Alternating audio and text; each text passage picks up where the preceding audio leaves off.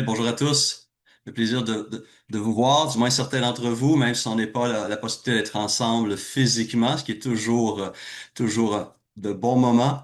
On peut se connecter et je suis heureux de pouvoir vous apporter la parole. Alors, prions à nouveau pour nous placer devant cette parole vivante et puissante. Seigneur Jésus, tu nous donnes le privilège, encore ce matin, d'être renouvelé dans notre être intérieur, d'être transformé par la puissance de ta parole vivante, la Bible, ce message que tu as donné à l'humanité et tout particulièrement à ton peuple pour vivre dans ce monde d'une manière qui reflète ta volonté pour nos vies en tant que créature et en tant que créature rachetée pour le bien de ton Église et pour la gloire de ton nom.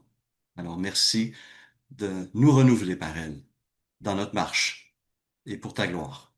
Amen.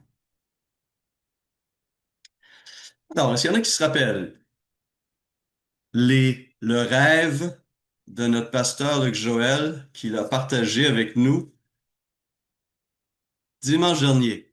Je vous donne l'opportunité de nous partager lorsque vous vous rappelez. Et voilà, qu'est-ce qui vous vient à l'esprit? Qu'est-ce qu'on se rappelle de ce rêve que notre pasteur voulait exprimer pour nous pour 2026? Que nous soyons plus une famille. Ah, Nina mentionne que nous soyons plus une famille. Oui, tout à fait. Autre chose?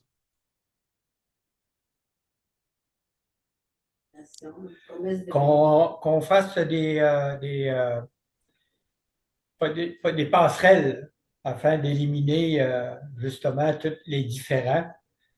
Et comme que je disais cette semaine, j'ai dit ces passerelles-là, on a besoin de passerelles parce que même si on enlève un mur, c'est qu'il y a toujours un fossé quand on enlève un mur. Alors, Oui. les passerelles, c'est pour enlever tous nos différents afin d'aplanir afin d'aplanir cette tranchée-là afin qu'il n'existe plus. Excellent, oui, excellent, merci Marc. Amos a levé la main aussi. Oui, que nous soyons Renaissance, Ah, tiré du livre de Marc, chapitre 11, verset 17, où Seigneur Jésus disait que ma maison sera une maison de prière pour toutes les nations. Et à Renaissance, nous rencontrons plusieurs nations dans lesquelles nous devrions être, nous devions nous tolérer les uns les autres, sachant que nous avons des différences et savoir comment vivre ensemble. excellent, merci Amos. Donc, je suis content on a bien retenu ce rêve de notre pasteur. C'est un rêve qu'on vient de chanter en quelque sorte à travers le chant Dieu incomparable. C'est un rêve en fait qui parle de cette l'unité, de l'unité du corps de Christ. Et cette unité est une dimension fondamentale, n'est-ce pas, de la vie chrétienne. C'est un objectif qui doit être, je crois, constamment rappelé, mais surtout vécu par le peuple de Dieu. Et ce chant, justement, qu'on a chanté, Dieu incomparable, tire ses paroles de l'épître de Paul aux Éphésiens. Après avoir présenté le plan de Dieu pour son Église et pour ses humains rachetés, qui est célébrer la gloire de Dieu, il va aller dans la deuxième partie de son épître à parler des implications de cela. Et voici comment il le dit en Éphésiens 4, versets 1 à 6.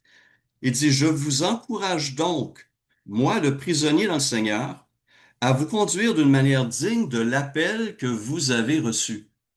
Donc, une invitation à nous conduire d'une manière digne de l'appel que nous avons reçu. Et comment cela se fait-il? Il dit en toute humilité et en douceur, avec patience, supportez-vous les uns les autres dans l'amour. Efforcez-vous de conserver l'unité de l'esprit par le lien de la paix.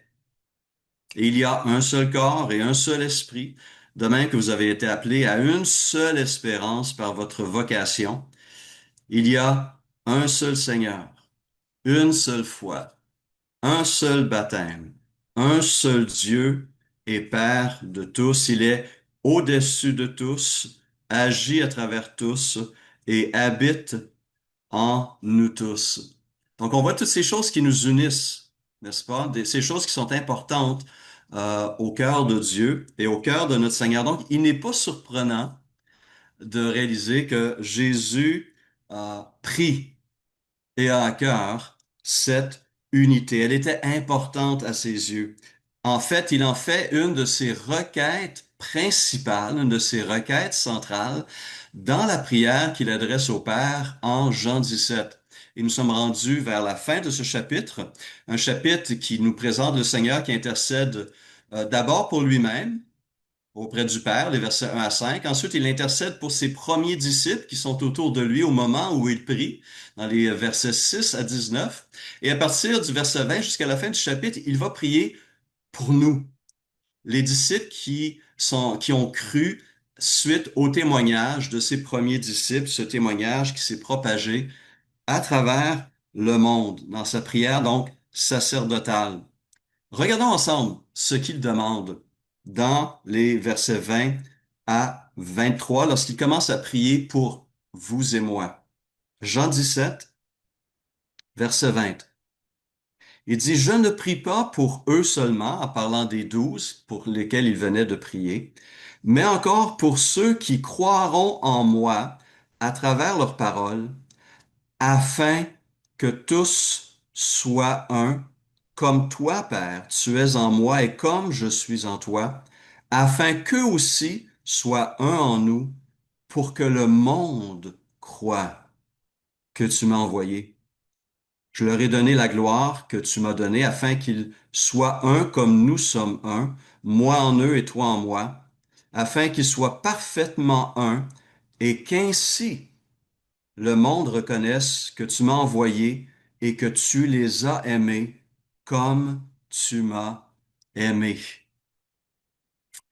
Et si on ajoute à ce passage-là le verset 11, hein, qui introduisait les premières requêtes de Jésus pour ses premiers disciples, et qui dit, Père Saint, garde-les en ton nom que tu m'as donné, afin qu'ils soient un comme nous, on constate que dans cette prière sacerdotale, Jésus va prier à 5 reprises,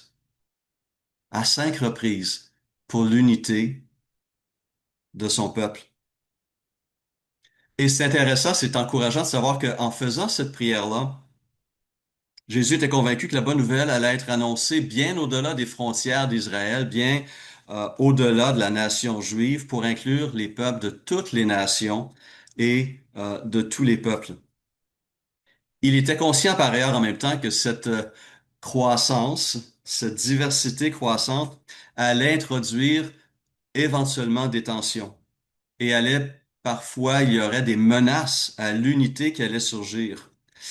Et donc, il y a cette force centripète de l'esprit qui nous attire les uns aux autres, mais il y a encore des forces centrifuges qui risquent de nous éloigner les uns les autres, et de porter atteinte à l'unité, à la paix, au témoignage de l'Église.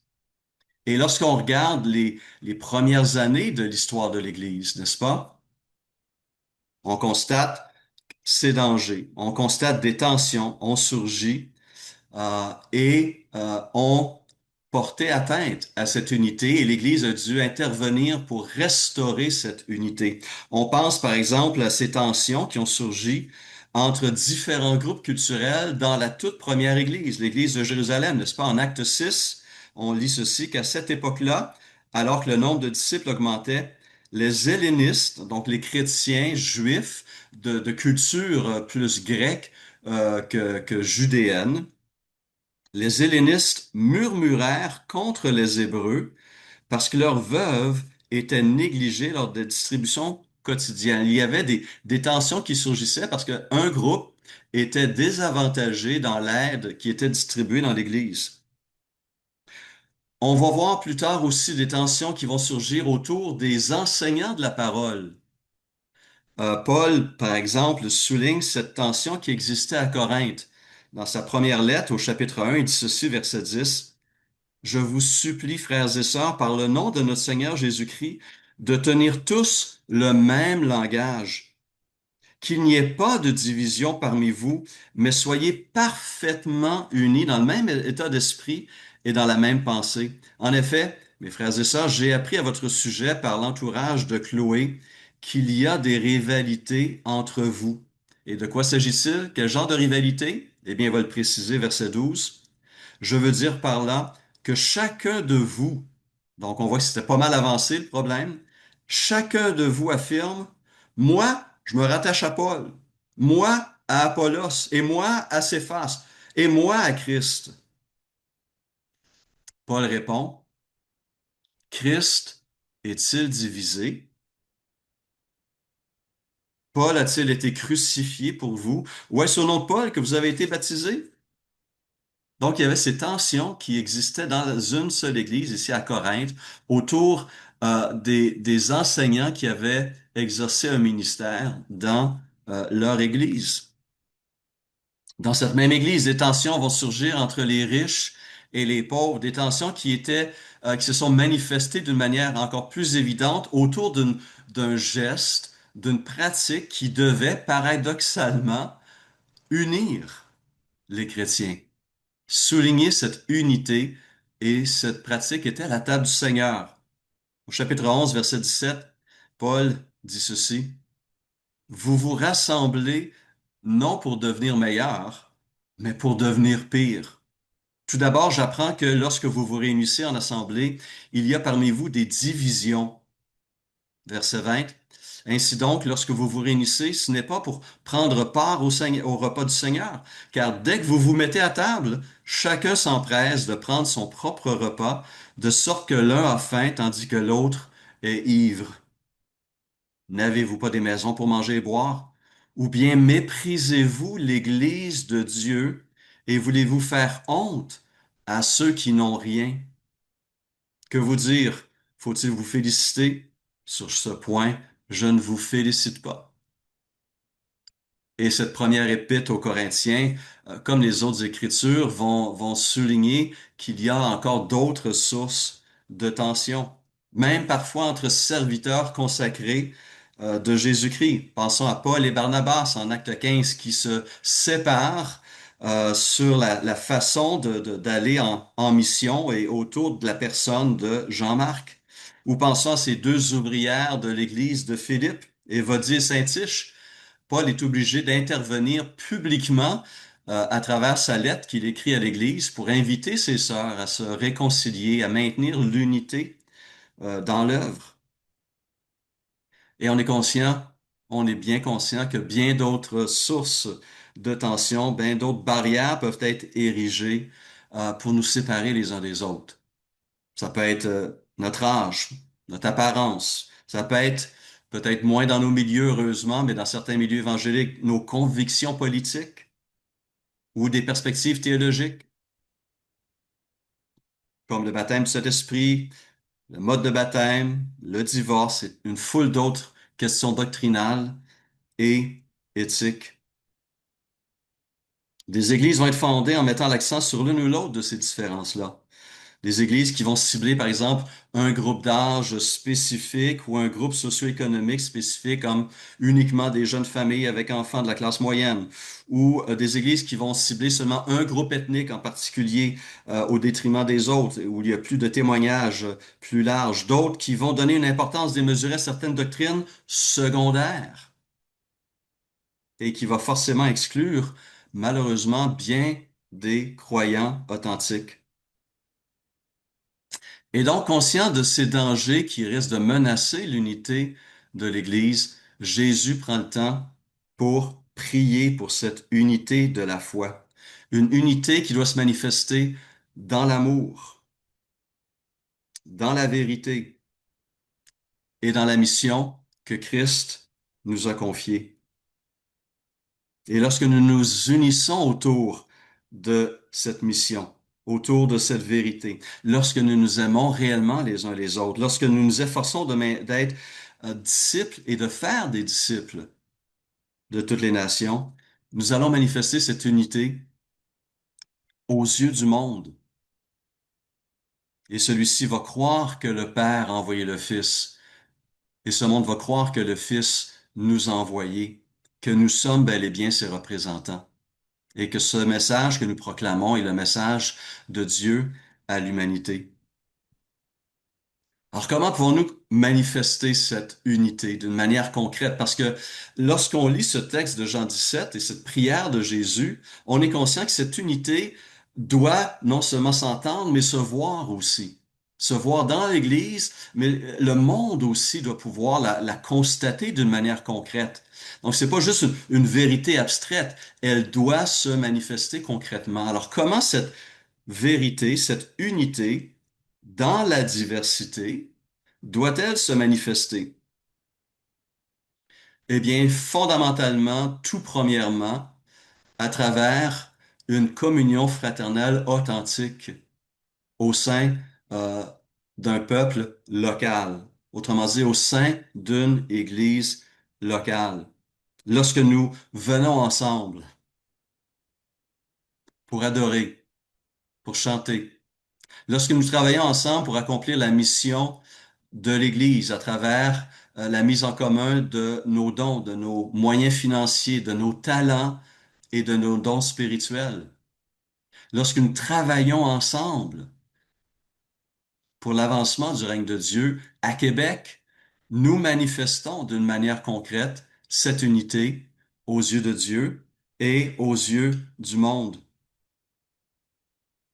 Il est impossible, et j'espère que vous êtes d'accord avec moi, il est impossible d'aimer concrètement mon frère et ma sœur tout en maintenant une distance physique et relationnelle envers lui ou envers elle. En refusant de contribuer au développement de mon Église, ou en refusant ou en laissant de côté les impératifs nombreux qui tournent autour justement de cette vie commune et que la Bible nous décrit en utilisant l'expression bien connue les uns les autres. Théophile en a fait mention dans son partage tantôt. Aimez-vous les uns les autres. Édifiez-vous les uns les autres. Exhortez-vous les uns les autres. Enseignez-vous les uns les autres. Priez les uns pour les autres.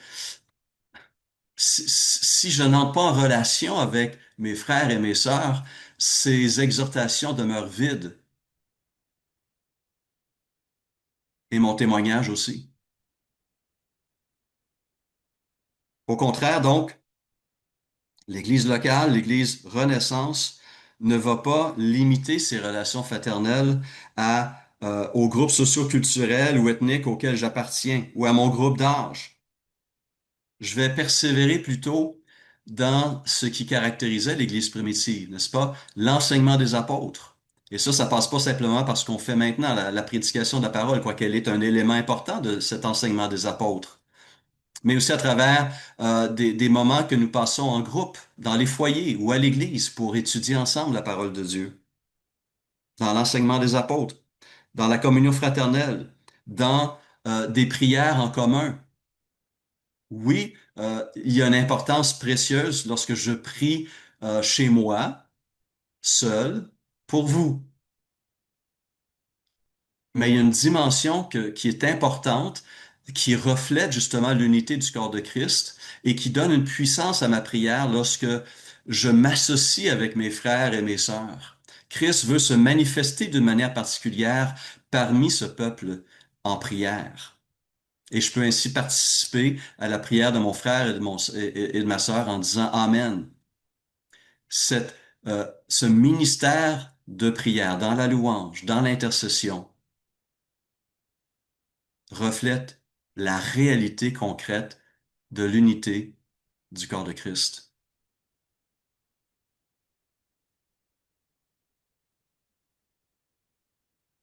La célébration de la table du Seigneur, toutes ces choses sont des moyens qui nous permettent d'exaucer la parole, la prière du Seigneur pour l'unité de l'Église, pour l'unité de notre Église. Parce que soyons précis, ça se vit d'abord et avant tout au niveau local, à l'Église Renaissance. Et c'est là que notre témoignage devient lumière, devient visible aux yeux des gens qui nous regardent, qui nous côtoient, dans nos familles, dans nos milieux de travail aussi. Donc, est-ce que je contribue, est une question qu'on pourrait se poser ce matin. Est-ce que je contribue à l'exaucement de la prière de Jésus au sein même de mon Église locale? Est-ce que non seulement je peux dire, mais vivre, nous sommes Renaissance d'une manière concrète. Ça s'en vient, ça se manifeste, ça se détermine à ce niveau très concret. En même temps, nous sommes conscients aussi que cette unité en Christ dépasse aussi le cadre d'une Église locale, puisque tous les croyants authentiques sont liés les uns aux autres par l'Esprit de Jésus-Christ, par l'Esprit du Seigneur. De même aussi, les églises locales doivent démontrer cette unité, ces liens, doivent démontrer qu'elles forment le corps universel de Christ parce qu'il n'y a qu'une seule Église de Jésus-Christ, une seule Église authentique, une seule épouse qui sera invitée évidemment aux noces de l'agneau. Et cette unité se manifeste aussi au niveau visible, de manière visible. Et Renaissance, j'en suis très heureux, le démontre de plusieurs manières. À travers, par exemple, notre affiliation à une association d'églises, l'Union d'églises baptistes francophones au Canada, qui a des églises présentes au Québec, en Ontario, au Nouveau-Brunswick et depuis peu maintenant aussi en Alberta. Une famille d'églises francophones qui représente un regroupement de 30, une trentaine d'églises. Mais l'Union elle-même reflète cette unité dans la collaboration en s'associant au ministère baptiste canadien, qui est un regroupement national d'églises baptistes canadiennes, qui représente environ 1100 églises, environ 100 000, 120 000 personnes.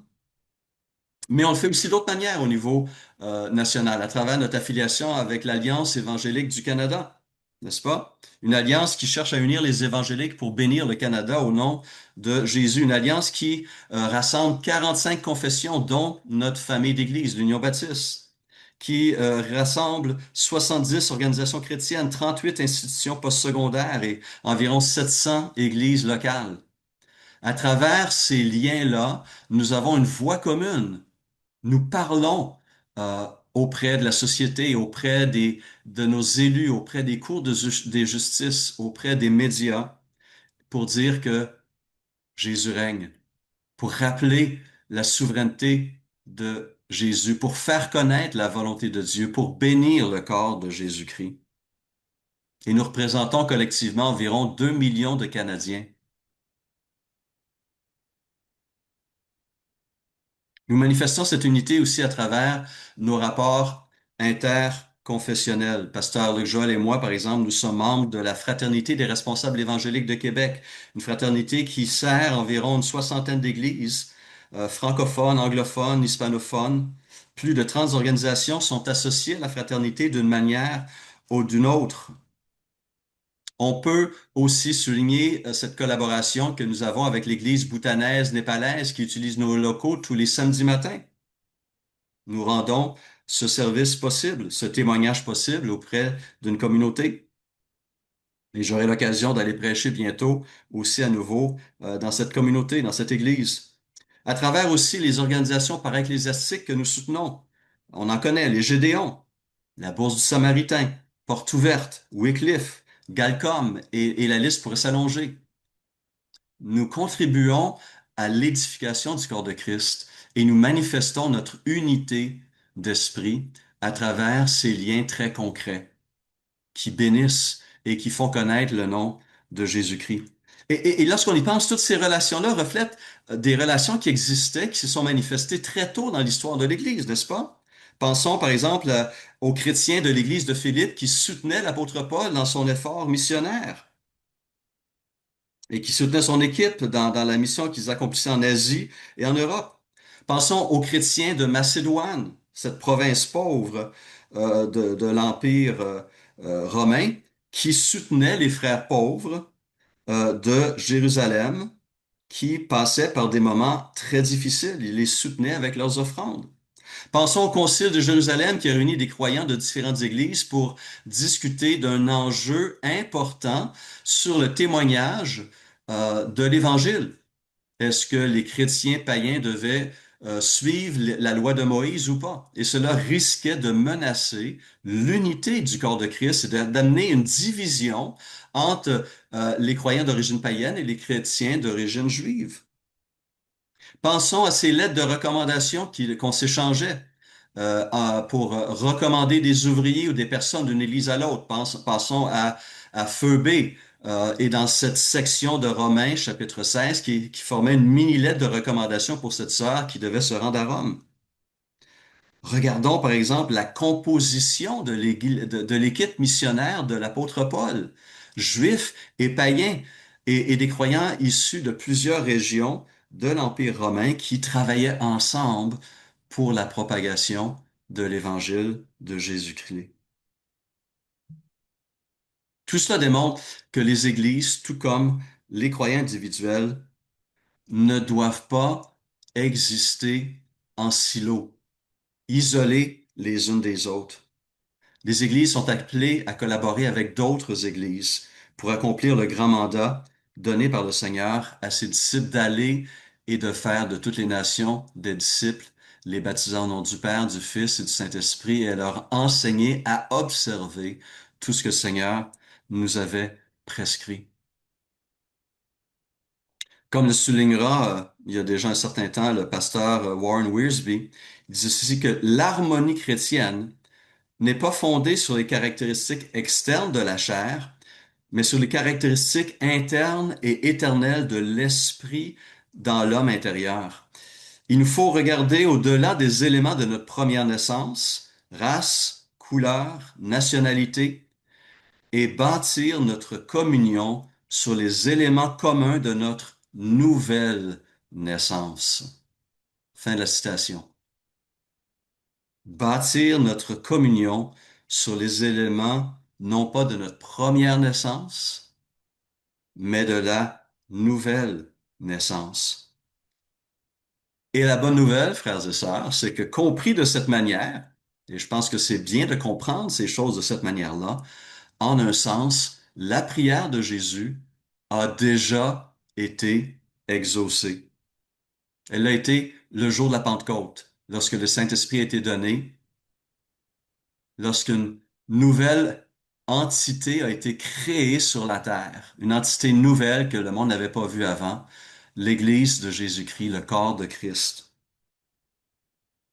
Dans cette même épître aux Éphésiens, Paul va le souligner de cette manière-là au chapitre 2, verset 11. Et là, il parle de nous ici encore une fois. Vous, autrefois païens dans la chair, appelés incirconcis par ceux qu'on appelle circoncis et qu'ils sont en la chair par la main de l'homme, souvenez-vous que vous étiez en ce temps-là sans Christ, privés du droit de cité en Israël, étrangers aux alliances de la promesse, sans espérance et sans Dieu dans le monde. Est-ce qu'on se rappelle de cet état dans lequel on était? Pour certains, il y a quelques mois, pour d'autres, il y a plusieurs décennies. Sans espérance, sans Dieu dans le monde. Mais maintenant, ajoute l'apôtre Paul, en Jésus-Christ, vous qui étiez jadis éloignés, vous avez été rapprochés par le sang de Christ, car il est notre paix, lui qui des deux n'en a fait qu'un, et qui a renversé le mur de séparation, l'inimitié, ayant anéanti par sa chair la loi des ordonnances dans ses prescriptions. Il a voulu créer en lui-même, avec les deux, un seul homme nouveau en établissant la paix et les réconcilier avec Dieu l'un et l'autre en un seul corps par la croix, en détruisant par elle l'inimitié. Il est venu annoncer la paix à vous qui étiez loin et la paix à ceux qui étaient près. Car par lui, par Christ, les uns et les autres, nous avons accès auprès du Père dans un même esprit. Ainsi donc, vous n'êtes plus, nous ne sommes plus des étrangers ni des gens du dehors, mais nous sommes concitoyens des saints, gens de la maison de Dieu.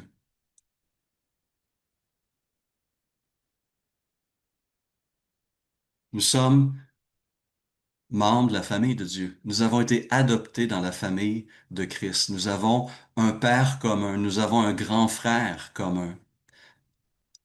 Et nous sommes unis et transformés en enfants de Dieu par l'œuvre du Saint-Esprit qui habite en nous. Et cette unité dans la diversité doit être non seulement vécue et célébrée aujourd'hui, à Québec, entre autres à travers la communauté Renaissance, mais elle va être célébrée aussi à l'aube du monde nouveau.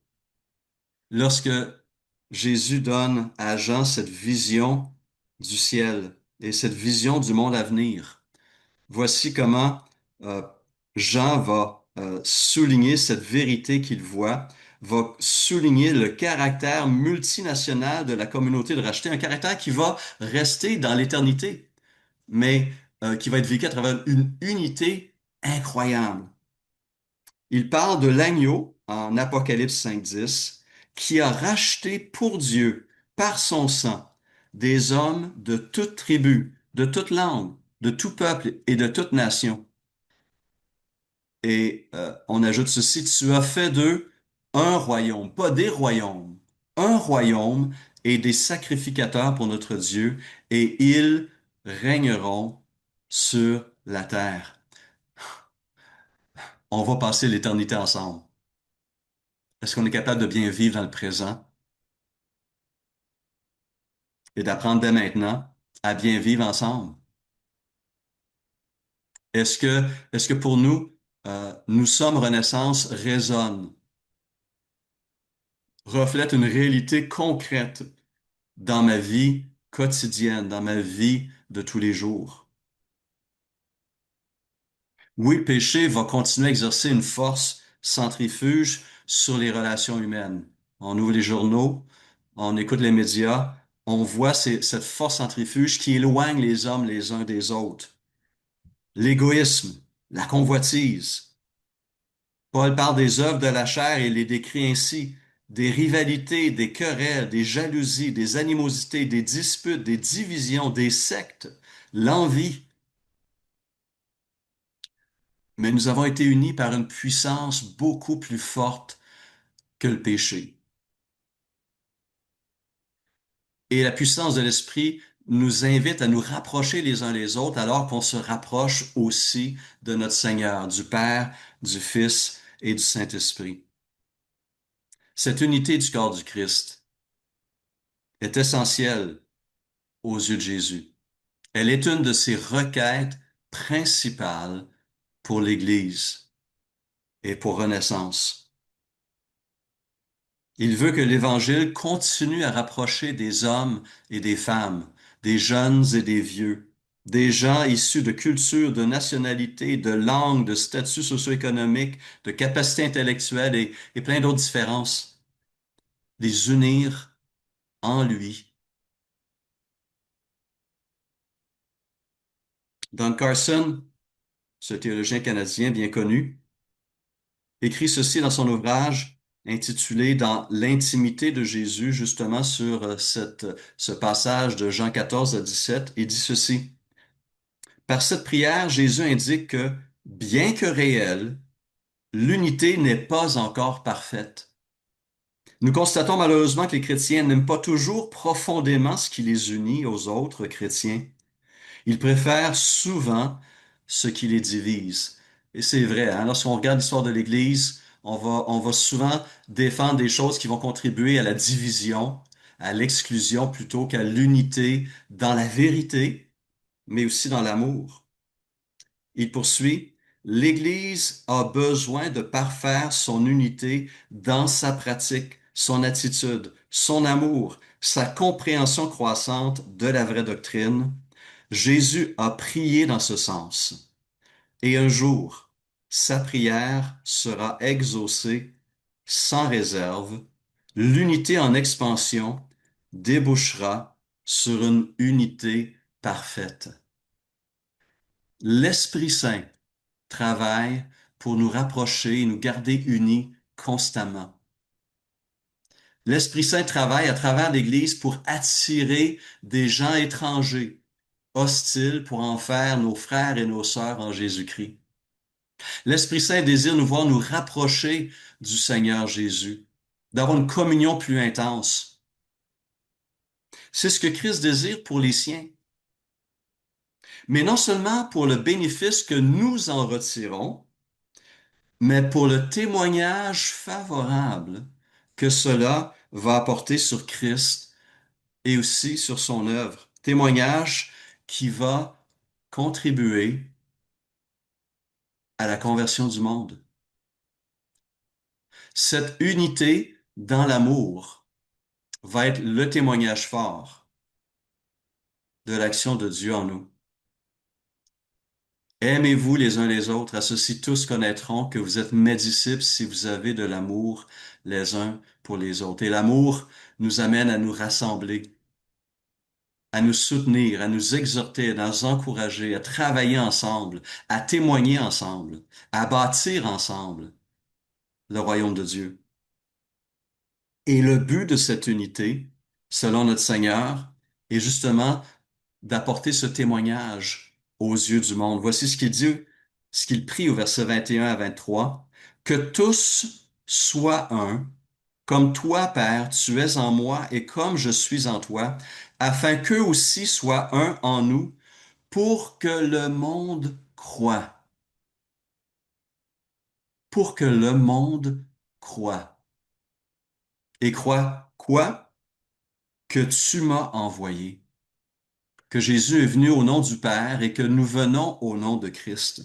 Verset 22, je leur ai donné la gloire que tu m'as donnée afin qu'ils soient un comme nous sommes un, moi en eux et toi en moi, afin qu'ils soient parfaitement un et qu'ainsi, il revient sur le sujet, et qu'ainsi le monde reconnaisse que tu m'as envoyé et que tu les as aimés comme tu m'as aimé. Et donc cette unité de cœur, cette unité d'amour, avait fait dire aux païens des premiers siècles, justement, voyez comme ils s'aiment, en parlant des croyants. En tant que membres de la communauté Renaissance,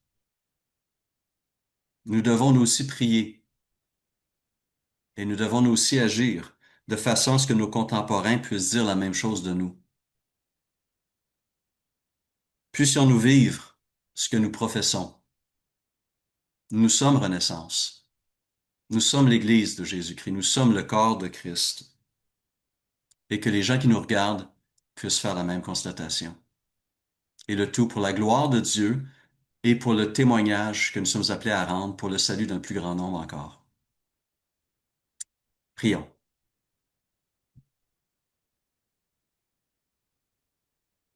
Seigneur, à travers cette prière sacerdotale, à travers cette prière que tu as fait devant ces apôtres, ces premiers disciples, tu as ouvert ton cœur et tu as partagé au Père ce qui était sur ton cœur, ce qui était prioritaire, important à tes yeux.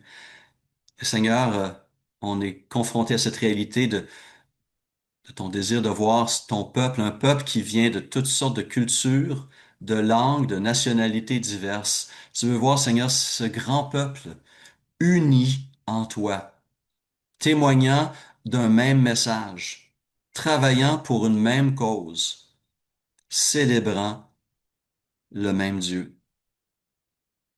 Seigneur, tu permets que ces choses soient réalité à Renaissance et je te rends grâce. Mais on est conscient qu'on ne doit pas être négligent en prenant cette unité pour acquise.